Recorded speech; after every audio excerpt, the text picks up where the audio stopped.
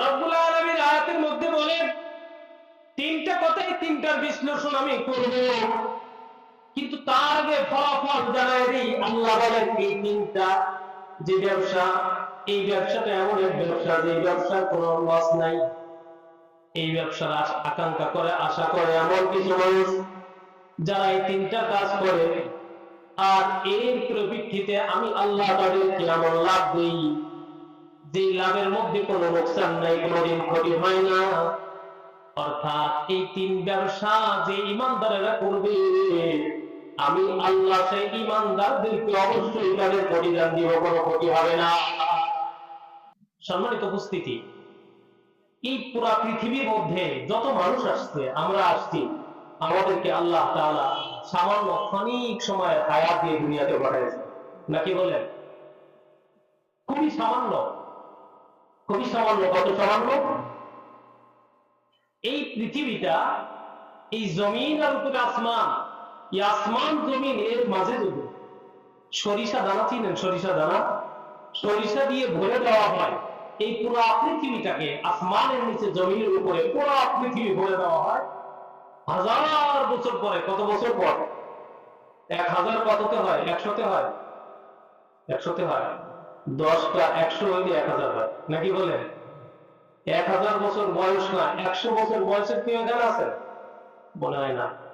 এই এলাকায় দুই একজন আছে নাকি? না সব কিছু আছে, দুই একজন, সামনে আশা করা যায় না, নাকি বলেন?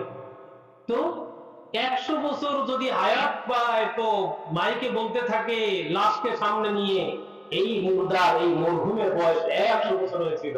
এটা গর্ব করি আমরা, নাকি বলেন? 100 বছর হায়াত পেয়েছে। 100 বছর পাইলে আমরা মনে করি অনেক হায়াত পেয়েছে। 97 বছর, 100 বছর, এরকম 100।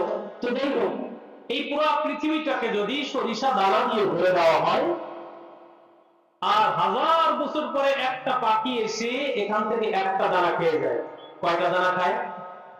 কত বছর পরে?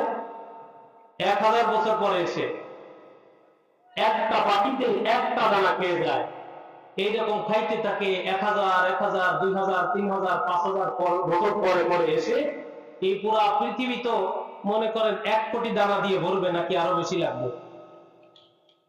হ্যাঁ, অনেক অনেক, অসংখ্য অগণিত, ক্যালকুলেশন করা যাবে না, ঠিক না?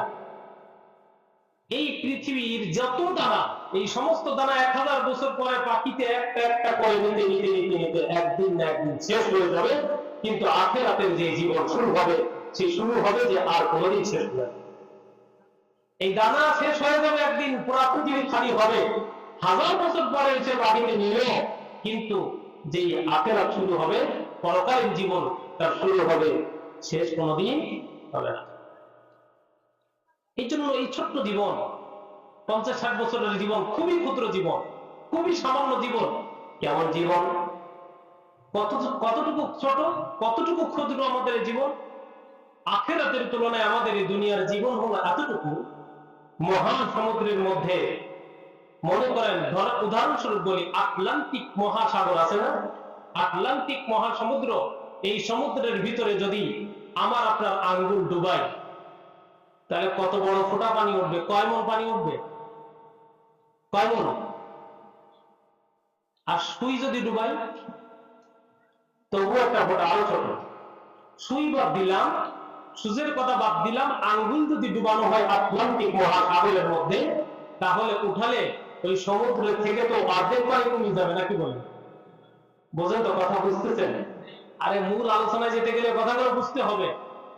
তাইলে মহাসমুদ্রের থেকে আমি আঙ্গুল ডোবালে 1 ফোঁটাই পানি উঠবে, অর্ধেক কমবে না। ওই সমুদ্রের কাছে 1 ফোঁটা পানির কোনো মর্যাদা, কোনো মূল্য, কোন আফসোস করবে সমুদ্র? হারে আমার 1 ফোঁটা পানি চলে গেল, আব্দুল করিম, আব্দুল্লাহ, আব্দুর রহমান 1 ফোঁটা পানি নিয়ে নিছে, আফসোস করবে? ঠিক তদ্রূপ ভাবে এই দুনিয়াটা, আমাদের যে জীবন 50-60 বছর, 70 বছর বা 100 বছর হোক আর 700 বছর হোক, এই দুনিয়ার জীবন আখিরাতের মহা জীবনের কাছে 1 ফোঁটার চাইতে নগণ্য, এর চাইতে কম। এতটুকু সময়ের ভিতরে যে আল্লাহ আমাদেরকে পাঠাইলেন, আমরা এখান থেকে কি নিয়ে যাব? আমাদের মিশন কি হবে? আমরা এখানে কি করব? এর এক মিশন নিয়ে আল্লাহর নবী আখিরি পয়গম্বর মুহাম্মদ রাসূলুল্লাহ সাল্লাল্লাহু আলাইহি ওয়াসাল্লামকে আল্লাহ তাআলা দুনিয়াতে পাঠিয়েছিলেন। দুনিয়াতে পাঠিয়েছিলেন কি নিয়ে? এক মিশন নিয়ে, যে আমাদের এই ছোট্ট জীবনে আমরা কি করব, আমাদের করণীয় কি, এই সম্পর্কে দিশা দেওয়ার জন্য, রাস্তা বানানোর জন্য নবীকে আখিরি পয়গম্বর মুহাম্মদ রাসূলুল্লাহ সাল্লাল্লাহু আলাইহি ওয়াসাল্লামকে আল্লাহ তাআলা এই জমিনে পাঠিয়েছিলেন। কি কি সেই বিষয় ছিল নবীজি, কোন কোন কাজ নিয়ে পাঠিয়েছিলেন, ওই কাজের দিকে আমরা যাব। আমি কুরআনুল কারীমের সূরা ফাতিরের যে 29 নম্বর আয়াতে কারিমা তেলাওয়াত করেছি, এর মধ্যে আল্লাহ তাআলা তিনটা কথা বলেছেন আমাদেরকে। কয়টা কথা? তিনটা কথা বলে আল্লাহ বলেন, এই তিনটা কথার পিছনে তারা পড়ে, এই তিনটার অন্বেষণে তারা থাকে, এই তিনটা কাজ তারা করবে যারা এমন একটা ব্যবসা তালাশ করে, এমন একটা ব্যবসা আকাঙ্ক্ষা করে, আশা করে যেই ব্যবসায় কোনো লস নাই। আচ্ছা বলেন, দুনিয়াতে যত বিজনেস আছে, যত তিজারত আছে, যত ব্যবসা আছে, এই ব্যবসায় লস নাই? লাভও আছে, লসও? লাভও আছে, লসও? শুধুমাত্র লাভ হবে এমন কোনো ব্যবসা আছে দুনিয়াতে? নাই। 10 বার লাভ হলে একবার লস হয়। পাটের ব্যবসা, পেঁয়াজের ব্যবসায় 2 বছর লাভ হয়েছে, 1 বছর একটু লোকসান দিতেই হবে, নাকি বলেন? যাবেই। এইরকম নিয়ে আমাদের জীবন। আল্লাহ তাআলা বলেন, আল্লাহ রাব্বুল আলামিন বলেন, তিন কথা আল্লাহ তাআলা আয়াতের মধ্যে বলেছেন, ইন্নাল্লাযীনা ইয়াতলুনাল কিতাব, ইন্নাল্লাযীনা ইয়াতলুনা কিতাবাল্লাহ ওয়া আকামুস সালাহ ওয়া আনফাকু মিম্মা রাযাকনাহুম সিররান ওয়া আলানিয়াতান ইয়ারজুনা তিজারাতান লান তাবুর। রব্বুল আলামিন আয়াতের মধ্যে বলেন, তিনটা কথাই, তিনটার বিশ্লেষণ আমি করব, কিন্তু তার আগে ফলাফল জানাই দিই। আল্লাহ বলেন, এই তিনটা যে ব্যবসা, এই ব্যবসাটা এমন এক ব্যবসা যে ব্যবসার কোনো লস নাই। এই ব্যবসার আকাঙ্ক্ষা করে, আশা করে এমন কিছু মানুষ যারা এই তিনটা কাজ করে, আর এর পরিপ্রেক্ষিতে আমি আল্লাহ তাদেরকে এমন লাভ দিই যে লাভের মধ্যে কোনো লোকসান নাই, কোনোদিন ক্ষতি হয় না। অর্থাৎ এই তিন ব্যবসা যে ইমানদারেরা করবে, আমি আল্লাহ সেই ইমানদারদেরকে অবশ্যই তাদের প্রতিদান দিব, কোনো ক্ষতি হবে না, প্রতিদান অবশ্যই তাদেরকে দিব। এই সেই দেব। এই তিন ব্যবসা কি? তিন ব্যবসা কি? আল্লাহ বলেন, 1 নাম্বার, ইন্নাল্লাযীনা ইয়াতলুনা কিতাবাল্লাহ। 1 নাম্বার ব্যবসা হলো যারা আল্লাহ তাআলার কিতাব তেলাওয়াত করবে, আল্লাহ তাআলার কুরআন তেলাওয়াত করবে। তিনটা ব্যবসার 1 নাম্বার ব্যবসা হলো কার কিতাব তেলাওয়াত করা, আল্লাহর কালাম তেলাওয়াত করবে। 1 নাম্বার ব্যবসা। এই ব্যবসা যারা করবে তাদের কোনো ক্ষতি নাই। আল্লাহ বলেন, যারা এই ব্যবসা ধরবে, আল্লাহ নিজেই বলছেন ব্যবসা, তার মানে দুনিয়াতে যেমন পাটের ব্যবসা, পেঁয়াজের ব্যবসা আছে, মুদি দোকানের ব্যবসা আছে, স্যান্ডেলের ব্যবসা আছে, কাপড়ের ব্যবসা আছে, দুনিয়াতে দুনিয়ানি ব্যবসা করে, কাঠপুরির ব্যবসা হয়, মাটিও গেছে, ছাইও গেছে। গোবর খারাপ ভাষায় না বলে গোবর বলা যেতে পারে, গোবরেরও ব্যবসা আছে, আছে। দুনিয়ায় কোনো এমন জিনিস নাই যে জিনিসের ব্যবসা নাই। যার ব্যবসা করা হারাম, এই জিনিসের ব্যবসা আছে। মানুষ ক্রয় বিক্রয় করা হারাম, সেই মানুষের ব্যবসা আছে। আদম ব্যবসা আছে, আছে না? মানুষ বেশি বলে এই ব্যবসাতে দুনিয়াতে সব জিনিসের ব্যবসা চলে। আল্লাহ বলেন, তাহলে আমিও আখিরাতের যত কাজ, এই কাজগুলোকে ব্যবসা বলি। আল্লাহ তাআলা এটাকে বলছেন ব্যবসা। যারা কোরআন তেলাওয়াতের ব্যবসা করে, ফজরের পরে তেলাওয়াত করে, সে কোরআন তেলাওয়াতের ব্যবসায়ী। সূরা ইয়াসিন তেলাওয়াত করে, সূরা ইয়াসিনের ব্যবসায়ী। মাগরিবের পরে ওয়াকিয়া তেলাওয়াত করে, ওয়াকিয়ার ব্যবসায়ী। এশার পরে সূরা মুলক তেলাওয়াত করে, সূরা মুলকের ব্যবসায়ী। জুমার দিন সূরা ফাতিহা, সূরা কাহফ তেলাওয়াত করে, ব্যবসায়ী। সকালে সন্ধ্যায় রাতের ঘড়ি তেলাওয়াত করে, তেলাওয়াতের ব্যবসায়ী। নামাজের মধ্যে কোরআন তেলাওয়াত করে, কোরআন তেলাওয়াতের ব্যবসায়ী। আল্লাহ বলেন, যারা কুরআনুল কারীমের তেলাওয়াত করে, 1 নাম্বার ব্যবসা। এই ব্যবসা না করে কোনো উপায় নাই। আল্লাহ নবী সাল্লাল্লাহু আলাইহি ওয়াসাল্লামকে এই পৃথিবীতে আল্লাহ তাআলা যতগুলো মিশন নিয়ে পাঠিয়েছিলেন, আল্লাহ তাআলা কোরআনে বলে দিয়েছেন চারটা মিশন। কয়টা মিশন? কয়টা মিশন? চারটা মিশন। আল্লাহ তাআলা বলেন সূরা জুমার মধ্যে, ওয়াল্লাযী বা'আসা ফিল উম্মিয়্যিন রাসূলাম মিনহুম ইয়াতলু আলাইহিম আয়াতিহি ওয়া ইউযাক্কিহিম ওয়া ইউআল্লিমুহুমুল কিতাবা ওয়াল হিকমা ওয়া ইন কানূ মিন ক্বাবলু লাফী দালালিম মুবিন। আল্লাহ বলেন ওই নবীকে পাঠিয়েছি আমি যে উম্মতের মধ্য থেকে তাদের ভিতর থেকে নির্বাচিত করে তোমাদের ভিতরে যে মানুষগুলো পাঠাইছিলাম এর ভিতর থেকে একজনকে নির্বাচন করেছি রাসূল হিসাবে তোমাদের কাছে পাঠাইলাম, উম্মতের কাছে পাঠাইলাম। এমন ব্যক্তিদের কাছে পাঠানো হয়েছে যাদের কাছে আখিরাতের কোনো ইলম ছিল না। জাহিলি যুগ, জাহালাত, মূর্খতা, মানুষ মানুষকে জীবন্ত কবর দেয়, মানুষে মানুষে গন্ডগোল, এক ঘাটে দুই ভাই একসাথে গোসল করতে পারে না, এক ঘাটে দুইজন ব্যবহার করতে পারে না। এমন একদিন একজন আরেকজনকে ওসিয়ত করে যায়, আমি তো প্রতিশোধ নিতে পারলাম না, আমার কলিজার টুকরা সন্তান, আমার মৃত্যুর পরে তুমি অমুকের কাছ থেকে প্রতিশোধ গ্রহণ করবা। যেই রকম বাবা মৃত্যুর সময় ওসিয়ত করে যায় মসজিদে জায়গা দিবা, এত টাকা দান করবা, ভালো কাজের জন্য ওসিয়ত করে, নসিহত করে। আর জাহিল যুগে হারামের জন্য, জুলুমের জন্য ওসিয়ত করত, সন্তানদেরকে বলে যেত। এমন এক মূর্খ যুগ যখন নারীদেরকে জীবন্ত দাফন করা হতো, নিজের কলিজার টুকরা মেয়েকে, নিজের আদরের কন্যাকে নিজ হাতে দাফন করে দিত। এমন একটা দিন, যেই দিন মানুষগুলো মানুষকে চিনত না, মানুষকে মানুষের মতো মর্যাদা দিত না, কুত্তার মতো দাফন করে দিত। এমন এক মুহূর্তে নবীজিকে এই অমানুষগুলোকে মানুষ বানানোর জন্য আল্লাহ তাআলা দুনিয়াতে পাঠাইলেন।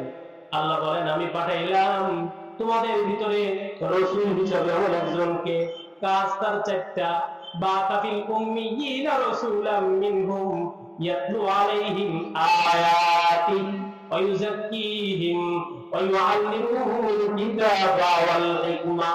আল্লাহ বলেন এক নম্বরে আমি নবীকে পাঠাইলাম কুরআন কারীম তেলাওয়াত করে করে মানুষদেরকে শোনাবে, এই কুরআন তেলাওয়াত করে মানুষদেরকে দাওয়াত দিবে।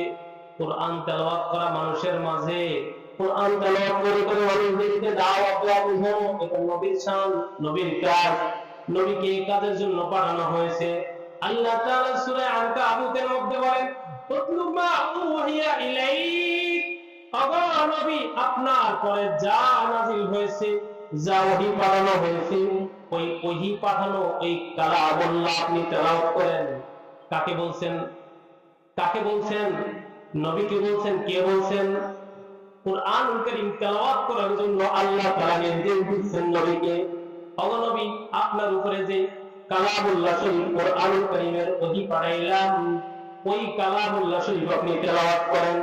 আল্লাহ তাআলা সূরা মুজাম্মিলের মধ্যে ডাক দিয়ে বলেন, ওয়াতিল কুরআনা তারতিলা, ওয়াতিল কুরআনা তারতিলা। নবীজি আপনি গভীর রাত্রে তারতিলের সঙ্গে, ধীর স্থিরতার সঙ্গে থেমে থেমে সুন্দর করে কুরআনুল কারীমের তেলাওয়াত করেন।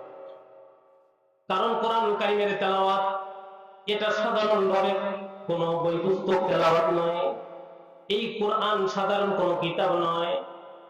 আজকে কোরআনুল কারীমকে ঘরের তাকে উঠায় রাখা হয়। এই এলাকাতে অনেক বাড়ি আছে এমন 10 বছরের মধ্যে কোরআনুল কারীম কেউ কোনোদিন তেলাওয়াত করেনি, এমন বাড়ি নাই? অনেক বাড়ি এমন পাওয়া যাবে যেই বাড়িতে 8-10 বছরের মধ্যে কোরআন শরীফ খোলা হয়নি, অথচ তারা মুসলমান, আল্লাহ তাআলার সঙ্গে সম্পর্ক কায়েম করে না। এইরকম একটা দুইটা নয়, অসংখ্য অগণিত বাড়ি পাওয়া যাবে। অথচ পৃথিবীতে এমন কোন কিতাব নাই যে কিতাবটা আল্লাহর কাছে এত অপছন্দ, এত পছন্দ, এতটা পছন্দের কোন কিতাব নাই। নবীজি সাল্লাল্লাহু আলাইহি ওয়াসাল্লাম এক হাদিসের মধ্যে শোনান, আল কুরআনু আহাব্বু ইলাল্লাহ মিনাস সামাওয়াতি ওয়াল আরদি ওয়া মান ফীহিন্না।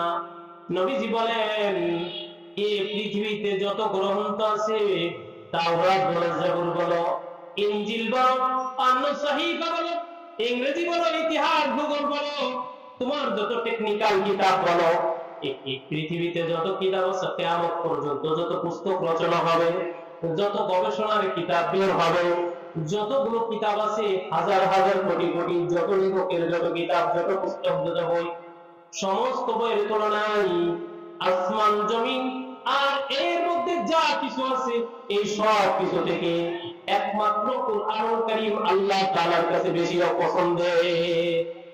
সবচেয়ে পছন্দের কোন কিতাব? কুরআনুল কারীম। কার কাছে? আল্লাহর কাছে। এই কুরআন তেলাওয়াত করলে রবের সঙ্গে কথা বলা হয়। যখন বান্দা নামাজে দাঁড়ায় তেলাওয়াত করে আলহামদুলিল্লাহি রাব্বিল আলামিন, সঙ্গে সঙ্গে আল্লাহ উত্তর দেন আমি জানি আবদি আমার বান্দার প্রশংসা করেছে, আমার বান্দা আমার গুণগান করেছে। প্রত্যেকটা আয়াত শেষ করে আল্লাহ তাআলা জবাব দেন। এই জন্য উলামায়ে কেরাম বলেন তুমি যখন নামাজে দাঁড়াইলা, নামাজের মধ্যে তেলাওয়াত শুরু করলে, তখন কেমন জানি তুমি আল্লাহ তাআলার সঙ্গে কথা বলতে আরম্ভ করে দিলে। হযরত কারি তাইয়্যিব রাহিমাহুল্লাহ দারুল উলুম দেওবন্দের 50 বছরের চাইতেও বেশি সময় মুআতামিম ছিলেন, প্রিন্সিপাল ছিলেন। আল্লাহর ওলি বলেন নবীজি মেরাজে গেছিলেন কাবা শরীফ থেকে, মক্কা থেকে বাইতুল মুকাদ্দাস, বাইতুল মাকদিস থেকে ইলা সামাওয়াতিল উলা, সাত তবক আসমান পাড়ি দিয়ে আরশে আজিমে সায়র করেছেন। আল্লাহ পাকের সঙ্গে সাক্ষাৎ করে কথা হয়েছে। কিন্তু এই পৃথিবীর মানুষগুলো সায়র করে আল্লাহর সঙ্গে সাক্ষাৎ করতে যেতে পারবে না। মানুষগুলো মেরাজ করার জন্য আসমানে যেতে পারবে না। কারি তাইয়্যিব রাহিমাহুল্লাহ বলেন আসসালাতু মিরাজুল মুমিনিন, আসসালাতু মিরাজুল মুমিনিন। যখন বান্দা নামাজে দাঁড়ায় যায়, ইমানদারের নামাজ তার মেরাজ হয়ে যায়। ইমানদার যখন নামাজে দাঁড়ায় তখন তার নামাজটাই তার মেরাজ। কেননা আল্লাহর নবী মেরাজে যায় আল্লাহর সঙ্গে কথোপকথন করেছিলেন, গল্প করেছিলেন। নামাজি যখন নামাজে দাঁড়ায় তেলাওয়াত শুরু করে, কোরআন পড়ে, কোরআন পড়ার সঙ্গে সঙ্গে আল্লাহ তাআলা প্রত্যেকটা আয়াতের জবাব দিতে থাকেন। তার মানে বান্দা কেমন জানি আল্লাহর সঙ্গে সম্পর্ক কায়েম করে নেয়। এই কোরআন কারীম রবের সঙ্গে সম্পর্ক কায়েম করার একটা বড় মাধ্যম, বড় সোপান, বড় সিঁড়ি। এটার মাধ্যমে আল্লাহর সঙ্গে সম্পর্ক কায়েম হবে। এই জন্য নবীজি যখন দুনিয়াতে এসেছেন প্রথম যে কাজ ছিল সেই কাজটা হলো ইয়াতলু আলাইহিম আয়াতি। নবীকে আল্লাহ পাঠাইছেন এক নম্বরে মানুষের কাছে কোরআন কারীমের তেলাওয়াত করে করে শোনানোর জন্য। মানুষের কাছে কোরআন তেলাওয়াত করে করে শোনাবে, এটা নবীর কাজ। এটা হলো এক নম্বর কাজ। এই কোরআন শিখানো এটা শ্রেষ্ঠ কাজ। এই জন্য নবী আমার বলেন খায়রুকুম মান তাআল্লামাল কুরআন ওয়া আল্লামা। এই পৃথিবীর মধ্যে আসমানের নিচে জমিনের উপরে আর কেউ এত দামি নয়, কোন হাজিও এত দামি নয়, অন্য কোন শিক্ষিত এত দামি নয়। যত দামি কোরআন যিনি পড়ান, কোরআন যিনি পড়েন তিনি দামি। নবী আমার বলেন খায়রুকুম মান তাআল্লামাল কুরআন ওয়া আল্লামা। তোমাদের মধ্যে সবচেয়ে শ্রেষ্ঠ, সবচেয়ে দামি আসমানের নিচে জমিনের উপরে যে কোরআন নিজে শিক্ষা করে মানুষদেরকে শেখায়।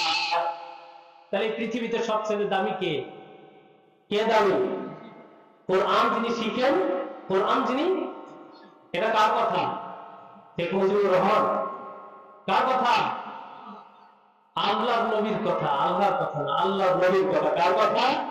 আল্লাহর নবীর কথা। নবীজি বলেন এটা সহিহ হাদিস। অথচ আজ কোরআন থেকে আমরা অনেক দূরে। অনেক মানুষ আমাদের মধ্যে আছে যারা কোরআন কারীম পড়তে তো দূরের কথা, নামাজ পড়তে গেলে যেই 2-4টা সূরা কমপক্ষে জানা দরকার, 4 রাকাত নামাজ পড়তে গেলে 4টা সূরা কমপক্ষে তার সহিহ শুদ্ধভাবে জানা দরকার। এই 4টা সূরাও তার সহিহ শুদ্ধভাবে মুখস্থ নেই। আমাদের সমাজে আছে না?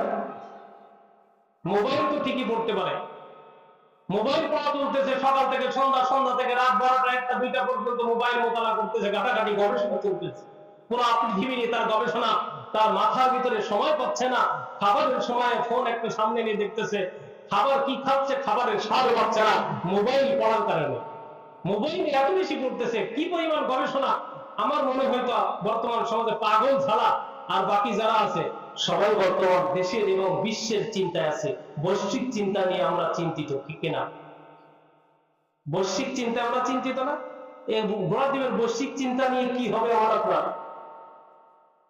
আপনার কি হবে? সারা বিশ্বের সমস্ত পত্রিকা যদি পেটের ভিতরে ঢোকাই, সমস্ত খবর দেশের যদি আমার মাথার ভিতরে ঢোকাই, কি লাভ হবে? আমার চার আনার কোনো লাভ আছে যদি আমার জীবনকে আমি না করতে পারি? আমাদের সমাজে আজ মোবাইলের গুরুত্ব। সন্তানের কাছে মোবাইল, বাবার কাছে মোবাইল, মায়ের কাছে একটা মোবাইল, ছেলের কাছে একটা মোবাইল, মেয়ের কাছে একটা মোবাইল, চারজন চারদিকে মোবাইল নিয়ে আছে। বাবা খাচ্ছে, সন্তানের সাথে কথা নাই, ঘরের ভিতরে যায় আসে, সন্তানও ঘরে যায় আসে, খাবারের সময় খায় মোবাইল হাতে নিয়ে, বাবা মোবাইলের ভিতরে আছে সন্তানের সঙ্গে। 24টা ঘন্টায় অনেকবার বাবা ছেড়ে একই বাড়িতে যাওয়া আসা হয়, কিন্তু সপ্তাহ পার হয়ে যায়, পুরা সপ্তাহের ভিতরে একদিনও সন্তানের সঙ্গে বাবার কোনো কথা হয় না। আমাদের সমাজে আছে না?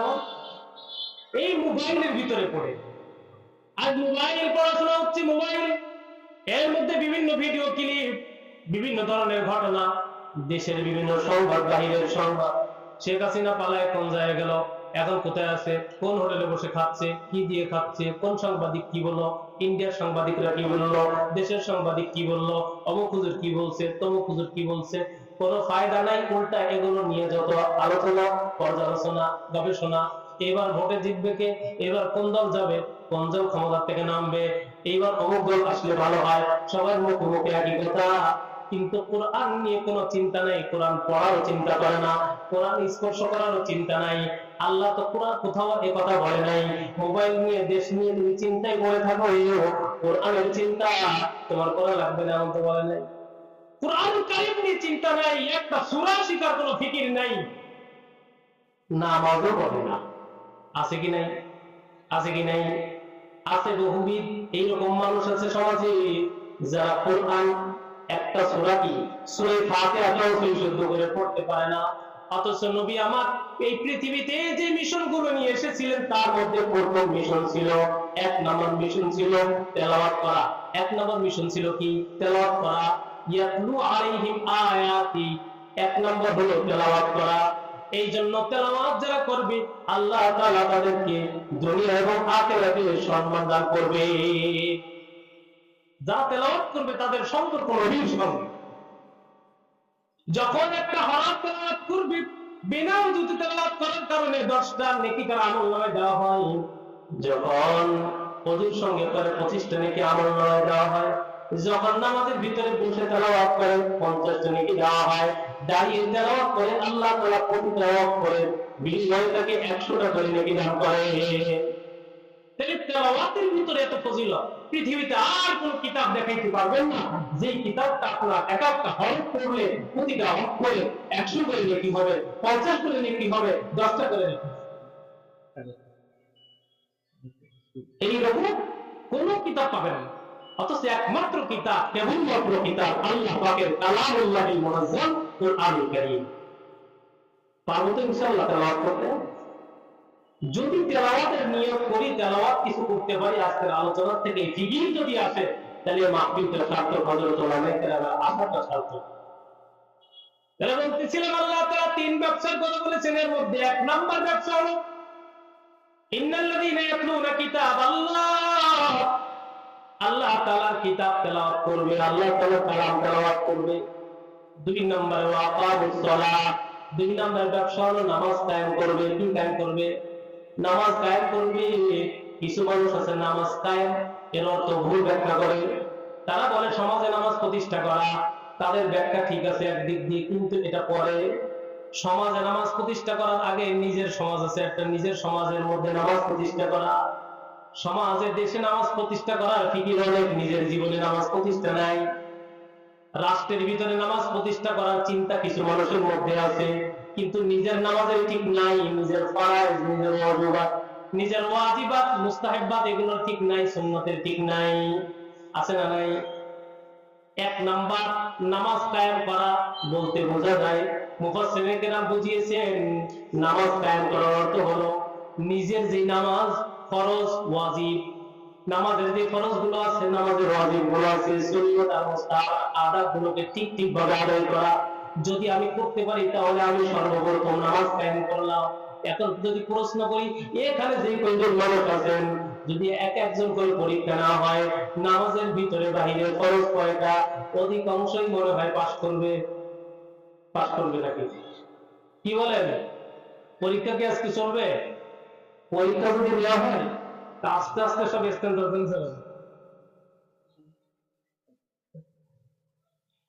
চলে আসছে তো আর কথা না, ইতমতমা করেই শেষ। তো নামাজ কায়েম আগে নিজের মধ্যে। এই যে ফরজ গুলো অনেকেই জানি না, আমরা অনেকেই জানি না। এগুলো শিখবো কখন? দাড়ি চুল পেকে গেছে, দাঁত নড়তেছে, কয়েকদিনের ভিতরেই হয়তো কবে জানি আল্লাহ জানে মারা যায়, কিন্তু এই ফরজ জানি না, অজিব জানি, এই অবস্থায় আমাদের কাটতেছে। তো সর্বপ্রথম নিজের জীবনে নামাজ প্রতিষ্ঠা, তারপর পরিবারের মধ্যে, সমাজের মধ্যে, রাষ্ট্রের মধ্যে এরপর ভিজিট করো। নিজের জীবনে আগে, নিজের জীবনে নামাজ কায়েম করবে। 3 নাম্বার, আল্লাহ তাআলা 3 নম্বরে বলেছেন, 3 নাম্বার ব্যবসা, وأنفقوا مما رزقناهم وأنفقوا مما رزقناهم سرا وعلانية। 3 নাম্বার ব্যবসা করবে তারা গোপনে প্রকাশ্যে। আল্লাহ যে সম্পদ দিয়েছেন সম্পদকে আল্লাহর রাস্তায় খরচ করবে, সঠিক রাস্তায় খরচ করবে।